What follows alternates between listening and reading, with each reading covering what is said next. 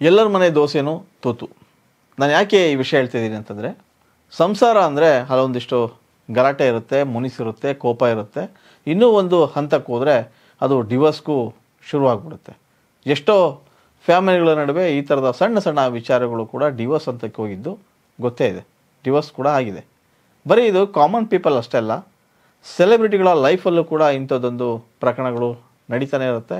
ಈಗಲೂ ಕೂಡ ನಡೆದಿರುವಂಥದ್ದು. ಬರೀ ಚಿತ್ರರಂಗ ಮಾತ್ರ ಅಲ್ಲ, ಬೇರೆ ಯಾವುದೇ VIP ಕೂಡ ಅಂಥದ್ದೊಂದು ಪ್ರಕರಣಗಳು ನೀವು ಕೇಳಿರ್ತೀರಿ, ನೋಡಿರ್ತೀರಿ. ಈಗ ಅಂಥದ್ದೊಂದು ಸುದ್ದಿ ತಮಿಳು ಚಿತ್ರರಂಗದ ನಟ ಧನುಷ್ ಹಾಗೂ ಸೂಪರ್ ಸ್ಟಾರ್ ರಜನಿಕಾಂತ್ ಅವರ ಪುತ್ರಿ ಐಶ್ವರ್ಯ ಇವರ ನಡುವೆ ಈಗ ಡಿವೋರ್ಸ್ ಆಗಿದೆ. ಡಿವೋರ್ಸ್ಗೆ ಇಬ್ಬರು ಕೂಡ ಅರ್ಜಿ ಹಾಕಿದ್ರು, ಆದರೆ ಅದಿನ್ನೂ ವಿಚಾರಣೆ ಹಂತದಲ್ಲಿತ್ತು. ಇವತ್ತು ಇಬ್ಬರಿಗೂ ಕೂಡ ಫ್ಯಾಮಿಲಿ ಕೋರ್ಟ್ ವಿಚ್ಛೇದನ ನೀಡಿ ಅವರ ದಾಂಪತ್ಯಕ್ಕೆ ಅಂತ್ಯ ಹಾಡಿದೆ. ಇಷ್ಟಕ್ಕೂ ಇವರಿಬ್ಬರ ಬಾಳಲ್ಲಿ ಅಂಥದ್ದೇನಾಯಿತು ಅನ್ನೋದು ಸಾಕಷ್ಟು ಚರ್ಚೆಗಾಗಿತ್ತು. ಒಬ್ರಿಗೊಬ್ಬರು ಅರ್ಥ ಮಾಡ್ಕೊಳ್ಳೋದು ಕಷ್ಟ ಆಯಿತು. ಜೀವನ ನಡೆಸಿದರು. 2004ರಲ್ಲಿ ಇವರಿಬ್ಬರು ಪ್ರೀತಿಸಿ ಮದುವೆ ಆದರು. ಸಾಕಷ್ಟು ಚಿತ್ರರಂಗದ ಗಣ್ಯರು ಬಂದು ಆಶೀರ್ವಾದ ಮಾಡಿದರು. ಸೂಪರ್ ಸ್ಟಾರ್ ರಜನಿಕಾಂತ್ ಸ್ವತಃ ನಿಂತು ಮದುವೆ ಮಾಡಿಕೊಟ್ಟಿದ್ರು. ದೊಡ್ಡ ಫ್ಯಾಮಿಲಿ ಅಷ್ಟೇ ಅಲ್ಲ, ಬೇಕಾದಷ್ಟು ಹೆಸರು ಇತ್ತು, ನೇಮು ಫೇಮು ಎಲ್ಲ ಇತ್ತು. ಯಾಕೆ ಅವ್ರ ನಡುವೆ ಬಂತು ಗೊತ್ತಿಲ್ಲ. ಆದರೆ ಐಶ್ವರ್ಯ ಮತ್ತು ಧನುಷ್ ಧನುಷ್ ಚಿತ್ರರಂಗಕ್ಕೆ ಆಗಷ್ಟೇ ಕಾಲಿಡ್ತಾರೆ. ಕಾಲಿಟ್ಟ ಸ್ವಲ್ಪ ದಿನಗಳಲ್ಲೇ ಐಶ್ವರ್ಯಗೂ ಮತ್ತು ಧನುಷ್ಗೂ ಇಬ್ಬರ ನಡುವೆ ಲವ್ ಶುರುವಾಗುತ್ತೆ. ಅದು ಮನೆಯವ್ರಿಗೂ ಗೊತ್ತಾಗುತ್ತೆ. ಆ ನಂತರ ಮದುವೆ ಆಗುತ್ತೆ. ಮದುವೆ ಆಗಿ ಹೆಚ್ಚು ಕಮ್ಮಿ 20 ವರ್ಷಕ್ಕೂ ಹೆಚ್ಚು ಕಾಲ ಅವರು ಜೀವನ ಮಾಡ್ತಾರೆ. ಸೊ 20 ವರ್ಷದ ದಾಂಪತ್ಯ ಈಗ ಅಂತ್ಯ ಆಗಿದೆ. ಹಾಗೆ ನೋಡಿದ್ರೆ ಧನುಷ್ ಅವರ ಲೈಫ್ಗೆ ಐಶ್ವರ್ಯ ಯಾವಾಗ ಎಂಟ್ರಿ ಆಗ್ತಾರೆ, ಧನುಷ್ ಅವರ ತುಂಬ ಬಿಂದಾಸ್ ಆಗ್ತಾರೆ, ಒಳ್ಳೊಳ್ಳೆ ಹಿಟ್ ಸಿನಿಮಾಗಳು ಕೊಡ್ತಾರೆ. ಧನುಷ್ ಅವರಿಗೆ ಸಾಕಷ್ಟು ಗೈಡ್ ಮಾಡ್ತಾ ಹೋಗ್ತಾರೆ ಐಶ್ವರ್ಯ. ಇವರಿಗೆ ಇಬ್ಬರು ಗಂಡ್ಮಕ್ಳು ಕೂಡ ಜನಿಸ್ತಾರೆ. ಮಕ್ಕಳು ಕೂಡ ಚೆನ್ನಾಗೇ ಇದ್ದಾರೆ. ಆದರೆ ಇವರಿಬ್ಬರು ಲೈಫಲ್ಲಿ ಮಾತ್ರ ಒಂದಿಷ್ಟು ತೊಡಕುಗಳು ಎದುರಾಗ್ತವೆ. ಅಲ್ಲಿ ಅಹಂ ಬಂತೋ ಅಥವಾ ನಾನು ಮೇಲೆ ನೀನು ಕೇಳು ಅನ್ನೋದು ಬಂತೋ ಗೊತ್ತಿಲ್ಲ. ಆದರೆ ಒಬ್ರಿಗೊಬ್ಬರು ಮನಸ್ತಾಪ ಉಂಟಾಗಿ ಅಂಡರ್ಸ್ಟ್ಯಾಂಡಿಂಗ್ಗೆ ಸಮಸ್ಯೆ ಆಗಿ ಈ ರೀತಿಯ ಹಂತಕ್ಕೆ ಬಂದರು. ಧನುಷ್ ಅವ್ರ ಲೈಫಲ್ಲಿ ಐಶ್ವರ್ಯ ಅವರು ಸಾಕಷ್ಟು ಶ್ರಮ ಪಟ್ಟಿದ್ದು ಉಂಟು. ಧನುಷ್ ಏನು ಇವತ್ತಿನ ಬೆಳವಣಿಗೆ ಇದೆ, ಆ ಬೆಳವಣಿಗೆಯಿಂದ ಐಶ್ವರ್ಯ ಅವರ ಶ್ರಮ ಕೂಡ ಇದೆ. ಯಾವ ಸಿನಿಮಾ ಒಪ್ಕೋಬೇಕು, ಕತೆ ಹೇಗೆ ಆಯ್ಕೆ ಮಾಡ್ಕೋಬೇಕು, ಯಾವ ತಂಡದ ಜೊತೆ ಕೆಲಸ ಮಾಡಬೇಕು, ಅಥವಾ ಒಂದು ವೇದಿಕೆ ಮೇಲೆ ಹೋದಾಗ ಏನೆಲ್ಲ ಮಾತಾಡಬೇಕು ಅನ್ನೋದನ್ನು ಕೂಡ ಸ್ವತಃ ಐಶ್ವರ್ಯ ಅವರೇ ಧನುಷ್ ಅವರಿಗೆ ಗೈಡ್ ಮಾಡ್ತಾಯಿದ್ರು.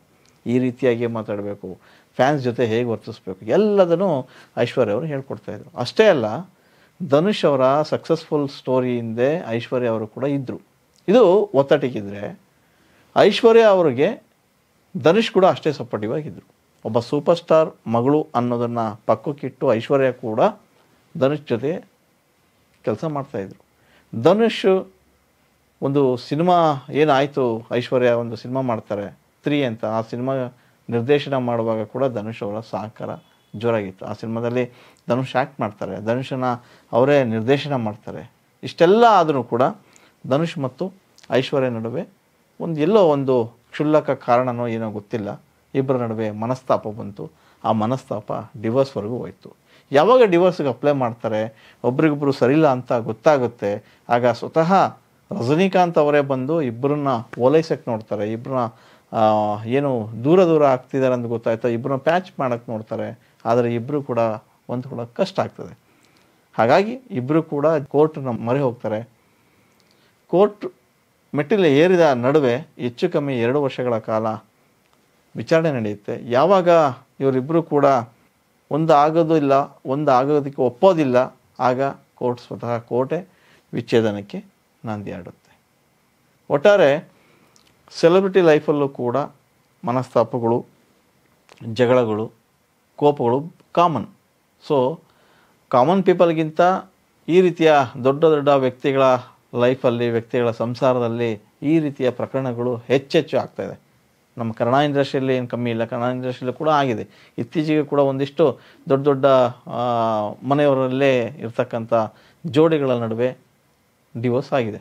ಸೊ ಧನುಷ್ ಅವರು ಇತ್ತೀಚೆಗೆ ಸಾಕಷ್ಟು ಸುದ್ದಿಯಲ್ಲಿದ್ದರು. ಒಂದು ಡಿವೋರ್ಸ್ ವಿಚಾರವಾಗಿ, ಇನ್ನೊಂದು ನಯನತಾರ ವಿಚಾರವಾಗಿ. ಸೊ ಕಳೆದ 2-3 ತಿಂಗಳಿಂದ ಅವ್ರ ಹೆಸರು ಕೇಳಿ ಬರ್ತಾನೆ ಇತ್ತು. ಈಗ ಡಿವೋರ್ಸ್ ಅಂತ್ಯ ಆಗಿದೆ. ಸೊ ಡಿವೋರ್ಸ್ ವಿಚಾರವಾಗಿ ಮತ್ತಷ್ಟು ಅವರು ಸುದ್ದಿ ಆಗ್ತಾನೆ ಇದ್ದಾರೆ. ಅದೇನೋ ಗೊತ್ತಿಲ್ಲ. ಧನುಷ್ ಪ್ರಕಾರ ಐಶ್ವರ್ಯ ಅವರ ತಪ್ಪು, ಐಶ್ವರ್ಯ ಅವರ ಪ್ರಕಾರ ಧನುಷ್ ಅವರ ತಪ್ಪು. ಸೊ ಇಬ್ಬರ ನಡುವೆ ಕೂಡ ಏನು ನಾನು ಅನ್ನೋ ಅಹಂ ಇದೆ, ಆ ಅಹಮ್ಮಿಂದ ಇವತ್ತು ಡಿವೋರ್ಸಿಗೆ ಬಂದು ನಿಲ್ತು. ಡಿವೋರ್ಸ್ ಕೂಡ ಆಗೋಯ್ತು. ಮುಂದೇನು ಗೊತ್ತಿಲ್ಲ. ಇಬ್ಬರು ಗಂಡು ಮಕ್ಕಳಿದ್ದಾರೆ ಸದ್ಯ. ಐಶ್ವರ್ಯ ಜೊತೆ ಅವರಿಬ್ಬರು ಮಕ್ಕಳು ಕೂಡ ಇದ್ದಾರೆ. ಸೊ ಈಗ ಧನುಷ್ ಅವರ ಮುಂದಿನ ನಡೆ ಏನು ಅದನ್ನು ಅವ್ರು ತೀರ್ಮಾನ ಮಾಡಬೇಕು. ಆದರೆ ಬಹಳಷ್ಟು ಧನುಷ್ ಅವರ ಫ್ಯಾನ್ಸ್ ಇಬ್ಬರು ಕೂಡ ಚೆನ್ನಾಗಿರಬೇಕು ಅಂತ ಬಯಸಿದರು. ಇಬ್ಬರು ಒಟ್ಟಿಗೆ ಇರಬೇಕು ಅಂತ ಬಯಸಿ ಸಾಕಷ್ಟು ಕಾಮೆಂಟ್ ಮಾಡಿದರು. ಸೋಷಿಯಲ್ ಮೀಡಿಯಾದಲ್ಲಿ ಒಂದಿಷ್ಟು ಉದ್ದುದ್ದ ಬರಹಗಳನ್ನು ಬರೆಯೋಕ್ಕೆ ಶುರು ಮಾಡಿದರು, ನೀವಿಬ್ಬರು ಒಂದಾಗಿ ಅಂತ.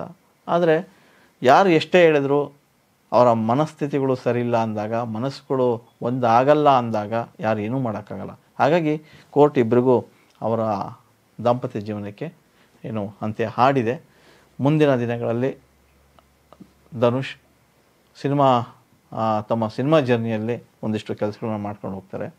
ಸೊ ಐಶ್ವರ್ಯ ಕೂಡ ಅಷ್ಟೇ, ಅವರು ಕೂಡ ಡಿಸೈನರ್ ಆಗಿದ್ದಾರೆ, ಫ್ಯಾಷನ್ ಡಿಸೈನರ್ ಆಗಿ. ಸೊ ಇವರು ಅಷ್ಟೂ ಸಿನಿಮಾಗಳಲ್ಲಿ ಒಂದಿಷ್ಟು ಫ್ಯಾಷನ್ ಡಿಸೈನ್ ಆಗಿ ಕೆಲಸ ಮಾಡ್ತಾಯಿದ್ರು ಐಶ್ವರ್ಯ. ಸೊ ಐಶ್ವರ್ಯ ರಜನಿಕಾಂತ್ ಅವ್ರ ಮಗಳಾಗಿರೋದ್ರಿಂದ ಲೈಫ್ಗೇನು ತೊಂದರೆ ಇಲ್ಲ. ಬಟ್ ಈ ರೀತಿಯ ಪ್ರಕರಣ ಆದಾಗ ಎಲ್ಲೋ ಒಂದು ಕಡೆಗೆ ಯಾರೇ ಆಗಲಿ ಮನುಷ್ಯ ಅಂತಂದಮೇಲೆ ಒಂದಿಷ್ಟು ನೋವು ನಲಿಗಳು ಇದ್ದೇ ಇರುತ್ತೆ. ಸಣ್ಣ ಪುಟ್ಟ ಆ ನೋವು ಕಾಡೋದು ಸಹಜ. ಸೊ ಇಬ್ಬರಿಗೂ ಕೂಡ ಏನು ಡಿವೋರ್ಸ್ ಆಗಿದ್ದಾರೆ, ಇಬ್ಬರು ಕೂಡ ಹಿಂದೆ ಏನು ನಡೆದಿತ್ತು ಅವರ ಒಂದಿಷ್ಟು ಕೆಲ ಘಟನೆಗಳನ್ನ ಮತ್ತೆ ಮೆಲುಕಾಗುವಂಥ ಸಮಯ ಬಂತು. ಆದರೂ ಕೂಡ ಒಂದು ಮಾಡೋಕ್ಕೆ ಸಾಕಷ್ಟು ಜನ ಪ್ರಯತ್ನ ಪಟ್ಟರು, ಆಗಿಲ್ಲ. ಮುಂದಿನ ದಿನಗಳಲ್ಲಿ ಧನುಷ್ ಮತ್ತು ಐಶ್ವರ್ಯ ಅವರ ಬೇರೆ ಬೇರೆ ದಾರಿಗಳನ್ನು ಕಂಡುಕೊಳ್ಳಬೇಕಾಗಿದೆ. ಒಟ್ಟಲ್ಲಿ ಸೆಲೆಬ್ರಿಟಿಗಳು ಅಂದರೆ ನೋಡೋದಕ್ಕೆ ತುಂಬ ಸುಲಭ, ಲೈಫ್ ತುಂಬ ದುಬಾರಿಯಾಗಿರುತ್ತೆ, ಎಲ್ಲವೂ ನಿಜ. ಆದರೆ ಅವರು ಲೈಫ್ ಲೀಡ್ ಮಾಡೋದು ಕೂಡ ಅಷ್ಟೇ ದುಬಾರಿ ಅನ್ನೋದು ಇಂಥ ಪ್ರಕರಣಗಳಲ್ಲಿ ಕಂಡುಬರುತ್ತೆ.